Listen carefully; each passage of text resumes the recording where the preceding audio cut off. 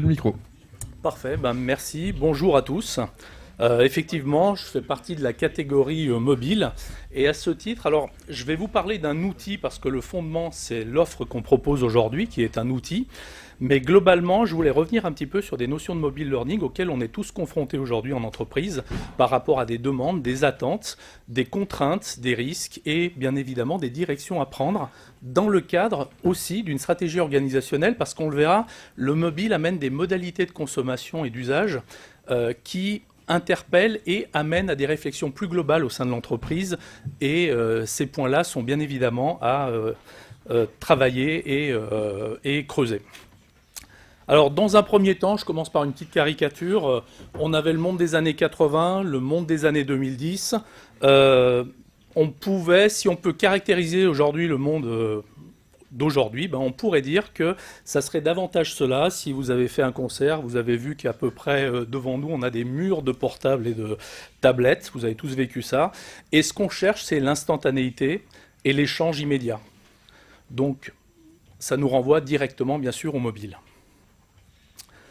Si on doit qualifier véritablement les attentes, les besoins et surtout des mots-clés qui aujourd'hui sont fondamentaux et qui nous impactent au quotidien, on va parler bien sûr de la mobilité qui est présente et puis bien évidemment de l'ultra-connexion également. On le voit bien lorsqu'un Wi-Fi est un petit peu déficient, on est tous en mode panique partout qu'on soit en entreprise ou ailleurs. Donc ce monde ultra connecté, c'est le monde de demain et il va l'être encore davantage puisqu'on a des objets qui vont également apparaître en masse, tout ce qui est IoT, etc. Donc ce n'est qu'un début, on va rentrer totalement dans cette ère-là et de manière très rapide. Tout ça, c'était un petit discours, on va dire, introductif. On va revenir maintenant au cœur du sujet. Ce cœur du sujet, c'est ce qui nous intéresse tous, ce qui est nos métiers à nous, c'est-à-dire la formation en elle-même. On va revenir sur une slide que tout le monde connaît normalement, qui est l'acquisition de compétences et de connaissances au sein de l'entreprise. Le fameux 70-20-10. On va revenir là-dessus parce que la mobilité va forcément avoir un impact et une réflexion autour de ces sujets-là. Et c'est des questions qu'on va être amené à se poser. En l'occurrence, le 70-20-10, aujourd'hui, si on le caractérise, on sait que la plupart des efforts qui sont faits en formation sont portés sur le 10, c'est-à-dire, on va dire que si on était chef d'entreprise et que c'était un produit, on serait assez étonné de constater que finalement la majorité de nos moyens sont mis sur un environnement qui représente que 10% de la cible de ce qu'on fait. Pourquoi ? Parce qu'il y a des freins, il y a des complexités et on ne sait pas trop comment amorcer les choses par rapport à ces 20 et 70% qui sont bien évidemment plus conséquents et qui sont la direction et les réflexions à mener pour demain. Houdini, que vient faire Houdini là-dedans ? C'est que concrètement, aujourd'hui, même si on ne voulait pas y aller, il va falloir y aller parce que de toute façon, cette mobilité, ces dispositifs qui sont mis en place, toutes ces attentes également et les usages qui sont faits dans la vie personnelle des gens vont basculer et basculent déjà en entreprise très rapidement. Alors maintenant, la question à se poser, c'est pas est-ce qu'on va y aller ou pas y aller, c'est est-ce qu'on va y aller, à quelle vitesse et comment on va accompagner ce mouvement-là. Aujourd'hui, je pense qu'il est inutile de se poser la question de est-ce qu'on va y aller, c'est vraiment comment on va y aller et à quelle vitesse on va y aller. D'ailleurs, Houdini, ça me fait penser, j'ai un client qui a une anecdote par rapport à un de mes clients. Quand je lui ai montré ça, il m'avait dit, et c'est assez intéressant par rapport aux contraintes, il m'avait dit, si je te présente à une personne de notre DSI, ton Houdini, tu verras qu'il ne pourra pas se libérer de ses liens. Je pense que c'était du vécu, il a dû vivre des projets un peu complexes à mener, et on en a tous connu également. Mais ça, quand même, c'est un épiphénomène parce que même une DSI aujourd'hui, elle se transforme et tous les services se transforment. Le business va très très vite. Une entreprise va se développer en 3 ans, comme elle va pouvoir déraper en 3 ans. Donc, ce mouvement-là, c'est tout le monde qui le vit. C'est pas que nos services formation, c'est vraiment l'ensemble de l'entreprise qui est impacté par ces grands mouvements. Alors des freins, naturellement, il y en a de nombreux, je ne les ai pas tous cités là, mais en résumé, la première chose, c'est que ces 20% d'informels, comment on va développer des choses pour ces 20% d'informels ? Parce qu'on est quand même quelque part devant une page blanche, même s'il y a des modèles qui commencent à se mettre en place, même s'il y a des premiers éléments de réflexion dans beaucoup d'entreprises, mais on est quand même devant quelque chose d'assez ample, qu'on ne sait pas nécessairement comprendre à l'échelle globale en termes de politique et de stratégie, parce qu'il faut le temps nécessairement. Ce syndrome de la page blanche, il est aussi difficile à mener parce qu'en fait, on n'est plus acteur unique les projets et la globalité des choses qu'on met en place technologiques comme solutions sont globales et transverses. Donc ça veut dire que ce qu'on mène est forcément impacté par d'autres services, par d'autres attentes, et ça se mélange très très vite et très fortement. Et bien sûr, ça crée des synergies, mais également des freins qui sont des freins de communication, d'attente, de vitesse, de complexité, pour, on va dire, libérer tout ça. Alors, frein organisationnel, bah, c'est une évidence parce que on est dans un monde aujourd'hui, en tout cas de la formation, on a quand même mis en place des sillons qui sont une organisation très hiérarchisée des choses. Donc on est très descendant. Et ce qu'on est en train de nous proposer, ce que la mobilité est en train d'amener très fortement, c'est un modèle qui est différent, un modèle organisationnel qui n'est plus descendant, mais qui est descendant et ascendant. Donc, toute la recherche au niveau entreprise aujourd'hui, c'est de se dire comment ce modèle je le fais vivre, comment je le libère, parce qu'en fait, on a des questions au quotidien sur la meilleure méthode à mener, comment l'aborder. On essaye encore de contrôler les choses, de les adapter au maximum, de les ramener dans un certain carcan, mais on sait que pour que les choses se fassent, il faut arriver à gommer un petit peu ses peurs, avancer et en libérant les choses. C'est-à-dire qu'en fait, si on ne libère pas et si on ne laisse pas les gens faire les choses, eh ben, ces systèmes-là vont être un petit peu sclérosés et ils risquent de ne pas vivre, justement. Donc, il y a toute une réflexion à avoir sur, justement, comment lancer, comment accompagner et sans, bien évidemment, en contrôlant un peu, mais en donnant suffisamment de liberté pour que les gens partagent, collaborent et contribuent.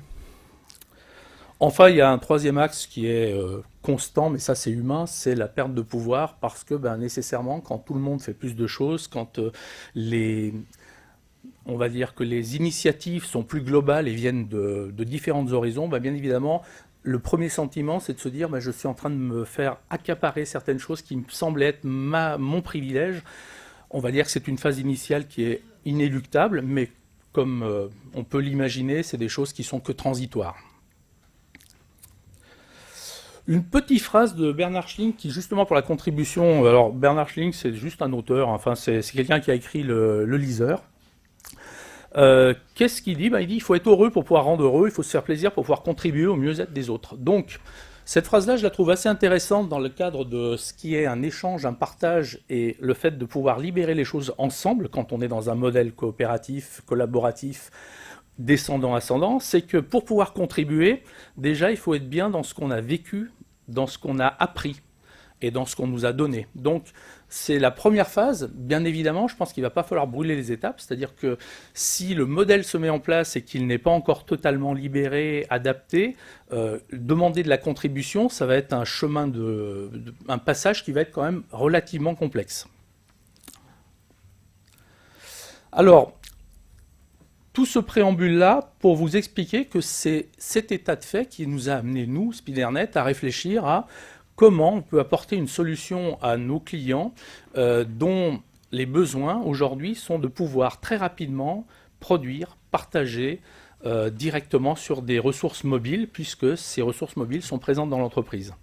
Ce programme de recherche chez nous arrive au bout de sa première période avec la sortie de Kino, qui est une application mobile e-learning pour smartphone et tablette. C'est-à-dire que vous allez produire directement des ressources à partir de vos smartphones et de vos tablettes. Vous allez pouvoir, je vais vous montrer ça un petit peu, les enrichir, les compléter et ensuite pouvoir les publier pour pouvoir les partager. Alors, Kino, qu'est-ce que c'est ? C'est un outil qui va simplement utiliser tout ce que vous avez déjà au sein d'un smartphone. C'est-à-dire que vous avez... Et d'ailleurs, l'usage est déjà global, c'est-à-dire que tout le monde sait utiliser son smartphone et sa tablette. C'est un outil qui est pratiquement universel.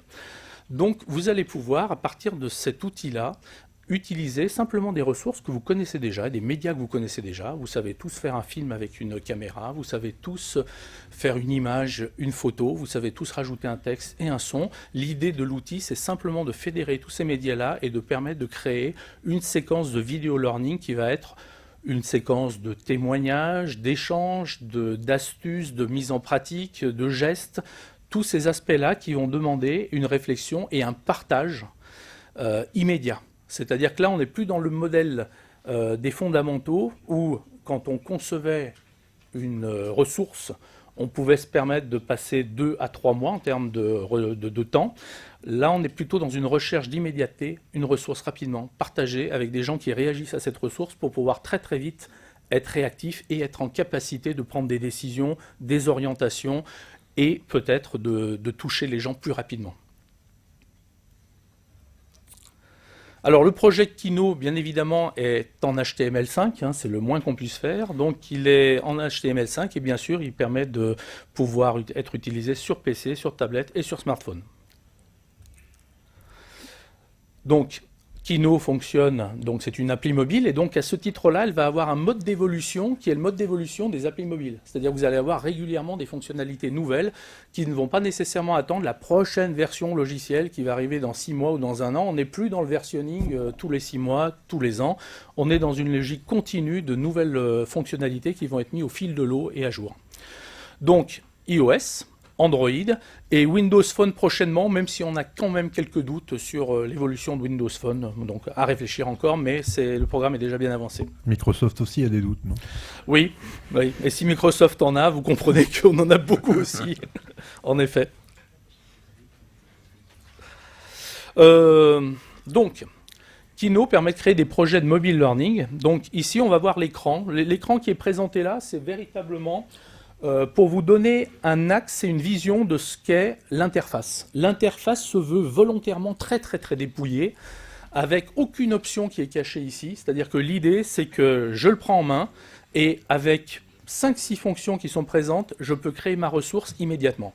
Donc, qu'est-ce qu'elles veulent dire, ces ressources? En l'occurrence, ici, au-dessus, j'ai mes projets, et je peux créer avec le plus un nouveau projet, je peux le dupliquer, le supprimer, le prévisualiser, avoir une aide, le publier, puisque Kino est un outil aussi qui permet de publier aussi bien en mode SCORM pour des plateformes LMS que pour des réseaux sociaux ou d'autres dispositifs techniques. Et enfin, le profil de la personne au niveau des, on va dire, des stores. Son profil identifiant. Alors, on l'a vu ici, vous voyez en face un projet de type cardboard, sur lequel je vais décliner un petit peu pour que vous voyez un petit peu les différents écrans que vous allez pouvoir voir lors vraiment d'une création d'un module, enfin, ou en tout cas d'un grain Kino. Kino, pour la petite histoire, ça veut dire cinéma en russe, en allemand. Donc c'est pas du cinéma, mais on a quand même dans une logique de on restitue une petite histoire quand c'est possible avec l'outil. C'est quand même l'histoire de chaque fois ce qu'on y met. Au niveau d'un écran, on va pouvoir jouer sur les médias dont on a à disposition. C'est-à-dire que vous allez pouvoir fédérer, comme je le disais tout à l'heure, vidéo, images, son, texte, et donc d'autres solutions qui sont en cours de se mettre en place sur du questionnement, des aspects un petit peu ludiques et des aspects de points d'intérêt, etc., qui vont arriver peu à peu au fil de l'eau.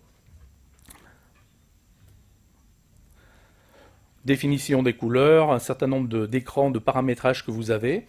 Et ce menu droit que vous voyez ici, c'est simplement le menu qui permet de rajouter sur une slide le média que vous désirez intégrer, sachant que l'outil vous conseille déjà des usages de médias différents, c'est-à-dire que si vous mettez une photo, vous savez que vous pouvez mettre un texte dessus, si vous mettez une vidéo, vous pouvez mettre un texte, mais si vous mettez une vidéo qui est jouée, vous n'allez pas mettre un son, par exemple, ça ne sera pas adapté, vous n'allez pas vous sonoriser dessus. Ceci dit, vous pouvez mener ça par slide et donc construire au fil de l'eau vraiment la construction de votre grain. Au final, la ressource produite, elle va se lire comme une vidéo, hein, tout simplement, et vous allez pouvoir ensuite la déployer sur une ressource de type LMS, sur un RSE ou sur tout petit dispositif. Et je vous évoquerai on va dire une expérience qu'on est en train de mettre en place avec Lyon 1. Alors Lyon 1, c'est pas gratuit, c'est simplement que c'est des gens qu'on connaît depuis un certain temps, qui sont très attentifs à ce qu'on fait en termes d'innovation, et pour le coup ils sont lyonnais, donc ça nous facilite énormément ces premiers échanges de déploiement massif. Donc je vous expliquerai rapidement en quoi ça consiste. Pour accéder aux ressources Kino, donc vous avez un site qui est Kino App. Vous pouvez télécharger Kino en mode Android, enfin sous Android ou sous iOS, et vous pouvez le tester puisque vous pouvez publier jusqu'à 3 ressources, puis une ressource par mois pour faire vraiment tous vos tests directement. Ce que je vais vous montrer peut-être, c'est une ressource pour vous montrer un petit peu ce que ça peut donner. Alors ici, c'est une ressource qui est un peu complète. Voilà. Et après, je vous expliquerai des usages et de ce qu'on fait avec Lyon 1. Alors là, il y a un peu de son peut-être, ça serait peut-être plus vivant, mais bon, je sais pas, Philippe, si... Ouais. Allez.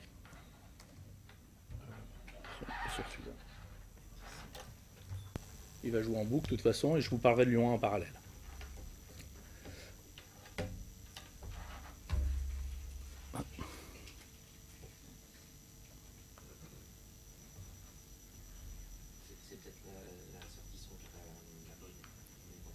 Bon, c'est pas grave. Donc, en résumé, ce matin, vous aviez vu Nicolas qui vous a fait une présentation de Sphere, qui était un outil de réalité virtuelle. Cet outil-là, et Kino, qui aujourd'hui est un outil donc, de mobile learning, ont été vus et anticipés par les équipes de Lyon 1. Et leur objectif, c'était de créer des ressources donc, pour les formateurs en réalité virtuelle. Et en l'occurrence, pour ce qui nous concerne, c'était d'arriver à faire travailler les étudiants et les formateurs avec Kino au quotidien. Donc, en gros, on a mis en place une convention avec les 5000 étudiants de Lyon 1 pour qu'ils puissent utiliser Kino, aussi bien au niveau des enseignants que des étudiants, pour pouvoir créer des ressources et les remonter, en l'occurrence, chez eux, sur leur plateforme, qui est la plateforme Claroline, Connect désormais. Et donc dans cet échange-là, ils sont très très portés vers tout ce qui touche à la classe inversée.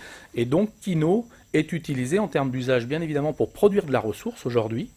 Il est utilisé aussi, alors c'était un biais et quelque chose qu'on n'avait pas nécessairement anticipé, mais il est très utilisé en termes d'hackathon ou de restitution, d'échange et de travail collaboratif dans un petit groupe. On a mené déjà un certain nombre d'expériences avec au moins 5-6 grandes entreprises sur ces 3 derniers mois où ils ont utilisé les outils justement pour pousser des solutions, cette fois-ci présentielles, avec une restitution via l'outil. Donc ça, c'est un usage qu'on n'attendait pas nécessairement. Ce n'est pas le cœur de l'usage qu'on souhaite nécessairement, mais c'est une faculté qu'a l'outil aujourd'hui et qui est utilisée comme telle. Enfin, je vais vous parler peut-être aussi également de tout ce qui est prospectif. C'est-à-dire que aujourd'hui, vous allez me poser la question, alors vous n'avez pas le micro, donc vous ne me la posez peut-être pas, mais globalement, c'est de se dire... Ah, on en a posé pas mal, d'accord. Ah, Kino meilleur que Skill Catch. Ça, je ne répondrai pas. Alors, Kino, sa particularité, je ne vais pas parler de... Aujourd'hui, il n'y a pas de nombreux outils de ce type-là sur le marché. Il est totalement ouvert et non propriétaire. Donc, pour répondre à cette question-là, je ferai que cette réponse-là, c'est-à-dire qu'en fait, vous l'avez vu, on a une plateforme LMS, mais Kino n'est pas relié à cette plateforme. Vous pouvez vraiment prendre du Kino et le mettre où vous voulez. Aujourd'hui, on se rapproche d'un certain nombre d'éditeurs, de RSE, pour créer des plugs qui permettent à terme de travailler directement reliés à ces, on va dire, à ces dispositifs-là. Donc cette ouverture-là, elle est indispensable et en tout cas, c'est la stratégie, nous, et la vision qu'on avait de l'outil. Donc demain, qu'est-ce que ce sera ? On est sur des facultés aujourd'hui qui fédèrent complètement le smartphone et ses possibilités. Demain, on va rajouter un certain nombre de fonctionnalités qui vont arriver au fil de l'eau et qui vont permettre de scénariser davantage à l'intérieur, sans devenir un outil auteur comme on peut les imaginer aujourd'hui, mais avec des facultés de pouvoir mettre des points d'intérêt, des points d'échange, des points d'attente, d'intérêt, de contrôle. Donc un certain nombre d'éléments qui vont venir, on va dire, consolider et porter encore un peu plus de possibilités d'échange et de scénarisation au sein de l'outil. Enfin, il y a une question qui se pose aussi, c'est celle-là on plug, mais il y a des gens, des entreprises qui nous disent je ne suis pas forcément désireux de ramener nos ressources dans des dispositifs à nous qui ne sont pas nécessairement adaptés à ce qu'on voudrait. Donc l'idée va être d'aller dans une diffusion, on va dire, je ne peux pas trop m'avancer aujourd'hui parce que c'est des projets R&D chez nous, mais en résumé, ça va être un espèce de YouTube qui va permettre, entre guillemets, au niveau social, de pouvoir très rapidement disposer de contenu visible en communauté pour un événement ou pour une globalité de gens. Donc ça, c'est la direction de l'offre consolidée parce qu'on ne la voulait pas nécessairement au départ, mais elle nous paraît indispensable par rapport aux différents échanges qu'on a pu avoir avec un certain nombre d'acteurs du marché. Voilà. Je peux peut-être... le prix, il est basé sur 320 € à la licence. Et ensuite, bien évidemment, c'est un outil qui, en licence unique pour une entreprise, n'a pas de grand sens, sauf à vouloir faire quelques éléments. Donc c'est un abonnement annuel. Après, on rentre dans une gestion de flotte où on va rentrer dans un modèle traditionnel de groupe d'usage. C'est-à-dire qu'en fait, je vais vous donner un exemple, c'est peut-être un système que vous avez déjà en tête par rapport à LMS, mais vous allez avoir entre 20 et 40 personnes qui l'utilisent, de 200 à 500, 5000. Donc là, on va être dans des grilles de prix que, bien évidemment, on pourra vous fournir sans aucun problème. Comment fait-on pour le lier au LMS? Donc la publication, on va vous demander, quand vous allez publier, si vous voulez une publication de type SCORM ou de type web. Et en fait, ça vous allez simplement cocher les éléments et le grain sera scormé ou non scormé. Et donc, s'il est scormé, vous pourrez le mettre sur votre LMS puisqu'il répondra bien sûr à la norme SCORM 2004 traditionnellement.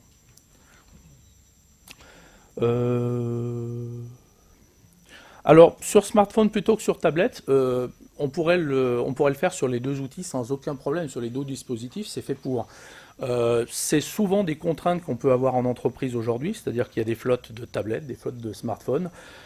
Aujourd'hui, je pense que l'outil fonctionnera aussi bien dans sa captation avec l'un comme l'autre. Maintenant, il y a peut-être des différentiels qualitatifs par rapport aux typologies de smartphones et de tablettes que vous aurez, entre tablettes et entre smartphones également. Hein. C'est-à-dire que la vidéo que vous allez restituer sera dépendante de la caméra que vous aurez sur votre smartphone, bien évidemment. Comment garantir une certaine...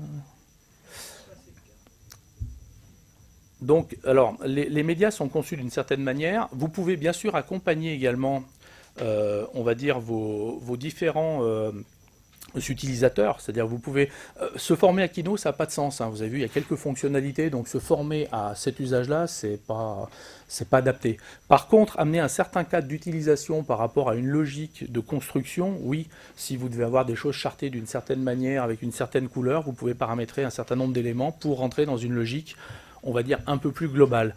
Ceci dit, ça contredit ce que j'étais en train de dire avant, où il fallait de la liberté et de la créativité. Donc voilà, donc je suis pas le mieux placé chez nous pour défendre le modèle très fermé, parce que je crois beaucoup plus à un modèle où on laisse plus d'espace. Les gens vont facilement s'organiser eux-mêmes, je pense. Merci beaucoup, Patrick. Merci à vous.